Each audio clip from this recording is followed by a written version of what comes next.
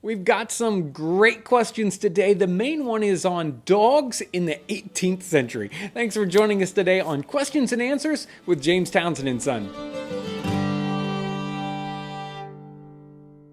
Here's a question that came in on the cheese fritter episode. It's Dean Zilberman. He says, thank you. Question, what is your skimmer made of? Here's one of the skimmers.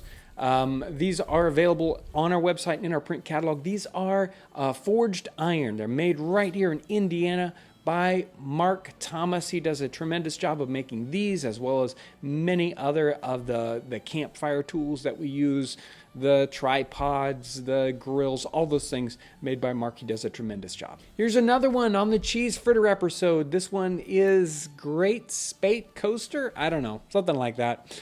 Great video. Your difficulty with the curds made me wonder, would an average person have had access to an alcohol thermometers at the time of that recipe? It seems by handful of flour, how much more art than science cooking must have been.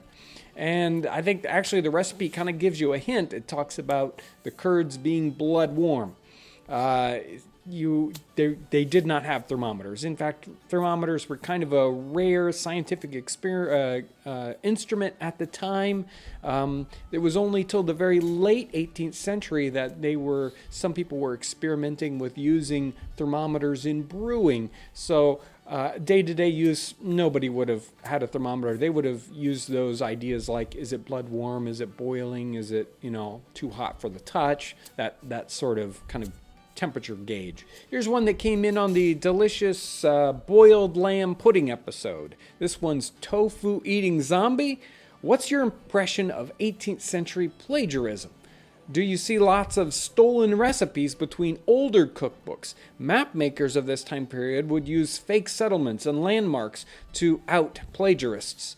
Do you ever find obviously terrible recipes used to prove plagiarism in a similar manner? By the way, I love your YouTube channel. The recipes in the time period got used over and over in many different cookbooks. Over 100 years, you'll find a recipe being copied and used over and over again. Now, did they use fake recipes? I don't think so.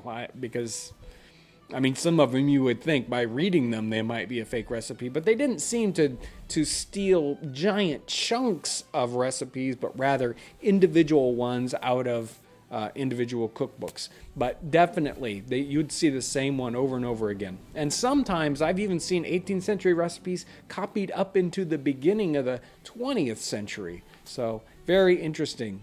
Here's another question that came in on the cheese fritter episode. This one's Michael Schnell. Hi, John. Big fan of the channel. My question is, how did you get interested in the 18th century, and how long does it take to make and upload these videos? Thanks. Me, 18th century, it's been a thing since I was a kid. My family started this business in 1973, and historical things were kind of what I grew up with, so I didn't have any choice. I have to love 18th century stuff. Now, how long does it take to make and upload these videos? Wow, I was just kind of chewing on this a couple of weeks ago and kind of computing it in my head. So just the research part of especially a cooking episode might take at least a couple of hours of, even when you've got the idea in your head and maybe even you've found a recipe you want to work, it's going to take a couple hours, maybe 3 or 4 to compare it to other recipes, get an idea about it, and probably even 2 or 3 more to get the items and test it out. So most of the time, we've actually tried the recipe at least once before we do it in front of the camera. Occasionally, we just up and wing it, and we make an episode without ever having cooked it before. But usually, we've at least tried it a little bit. So, a recipe, just before we even get in front of the camera, it'll have 4 to 6 hours already invested in it. And we generally shoot 2 to 3, occasionally 4 videos in a day, and there are 3 of us. And so we're going to, so just the shooting part of an episode will have at least 8 man hours in it. And then there's all the time after. So The editing is probably going to take another 6 to 8 hours on an episode.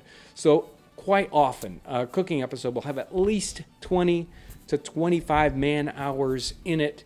And that's kind of generally on the low side.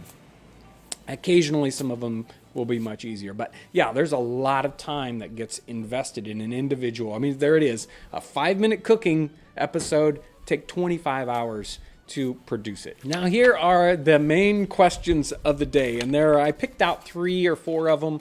There may have actually been more. There were so many questions or comments that came in on that episode where I talked about the future. And Sophie was in at the end where she was helping me with the episode.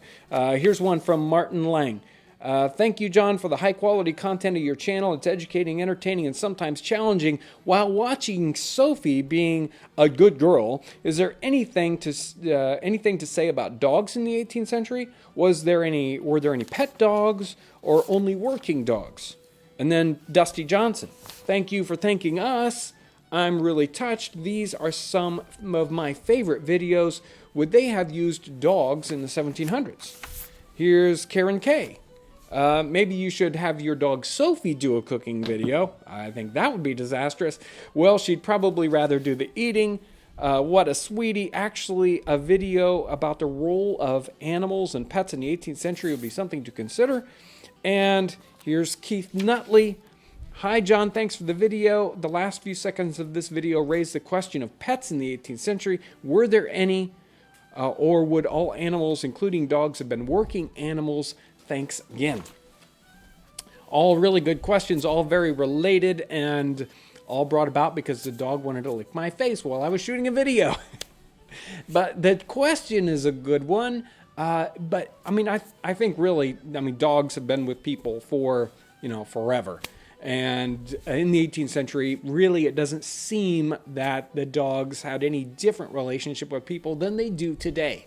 And so I did a really quick picture study. I just went and I went on to both the Sifting the Past and the Yale Center for British Art and some pictures I had in mind. I just searched dog and pulled out a bunch of pictures really quickly. And here are some great ones. The picture of the kid with the plate of sausages and the dog, obviously like Sophie saying, where's my sausage? And this great lady on the horseback, and she's posing and she's all beautiful. And right behind her is her own dog posing just like the horse. And I think my neighbor has a dog that looks just like that one. I love the picture here with the whole orchestra and all these people look all hoity-toity, snooty and doing their music. And there's the dog sleeping on the floor in front of them. Actually kind of looks annoyed that they're making that much noise. It's a great picture here with the kids. This one's called A Sense of Smell.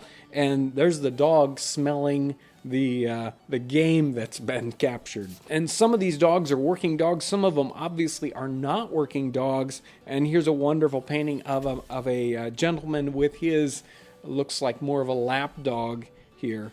Maybe it's an Irish water spaniel. And these, I also have these kind of cartoon images that pop up in my head because I study all these little images. And there definitely are some pictures of working dogs, both hunting dogs. But here's a great little image of a dog helping pull a wagon or a wheelbarrow. That looks like it might be a disaster in the waiting, but still a working dog. Dogs also seem to be, one of the references seemed to be like, did only rich people have dogs, or were they only working dogs? Many of these pictures, when you're looking at peddlers, itinerant sellers, or just people kind of on the road, quite often you'll see them with a dog. Obviously very poor people. And the last one in the cooking, when you reference to cooking and the dog, this dog here is obviously helping this woman cook, or at least help eat. If you're interested in more about what we do, you want maybe a little bit more behind the scenes or some other kinds of things that we're interested in, make sure to check out our Facebook page. Also, we're just getting started and having a lot of fun with our Instagram account. So if you're interested in either one of those, make sure to check those out, and you'll find us on Twitter also. I want to thank everyone for all the comments. We we are getting so many comments now. In fact, we're getting so many wonderful questions that I could probably do a Q&A every day and make it a half hour long, and I would still have questions left over. But keep them coming. Thank you for the amazing questions and the totally wonderful encouragement that came in. We are getting so many encouraging comments. I can't help but do more videos. Thank you for all your encouragement that you give us. And obviously, there's so many of you that are out there sharing. So thank you for sharing our videos and spreading the word about the kind of work we do here on the YouTube channel. I want to thank everyone for all your encouragement and all the time you spend here on the channel. Thank you so much for watching. Hi, my name is Chuck Valentine. I'm from Danville, Indiana. This is my first time in the shop. I have to say Ryan was extremely helpful. I am just getting started into the living history, wanting to partake in it. I've always been a fan of history, especially the 1750s. So thanks to Ryan. Looks like I'm going away with a bunch of stuff to at least get started and start walking through the front gates with people.